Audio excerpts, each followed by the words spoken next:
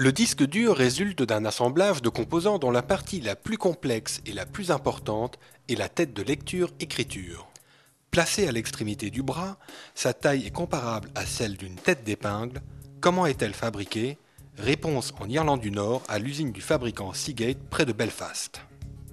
L'assemblage des disques durs Seagate est réalisé dans une usine de la taille d'un terrain de rugby. Ici, la propreté est essentielle, car dans le monde de l'infiniment petit, la moindre poussière peut enrayer un processus de fabrication de l'ordre du nanomètre. Pour ne pas endommager les composants, chaque employé est recouvert de la tête aux pieds d'une combinaison et travaille sous une lumière jaune garantie sans ultraviolet. Il faut compter 2 semaines pour fabriquer une galette de tête. Le processus est long, compliqué et nécessite presque 800 manipulations au travers des équipements spécialisés de plusieurs millions de dollars. Ces machines permettent de créer le motif du circuit par photolithogravure et de déposer les couches métalliques et les jonctions électriques. La galette circule dans l'usine dans ses boîtes noires avec une feuille de suivi pour les opérateurs. À la fin, chacune des 30 000 têtes de chaque galette est testée individuellement.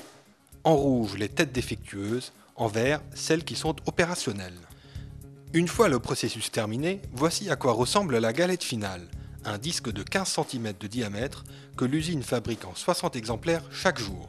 Mais que se passe-t-il ensuite? C'est une galette qui va contenir environ 30 000 têtes et par avion, elles sont ensuite envoyées vers nos usines en Asie pour être découpées en têtes et assemblées dans les disques durs. Le disque dur final sera vendu une centaine d'euros dans les magasins. Un prix bien maigre pour une chaîne de fabrication aussi coûteuse.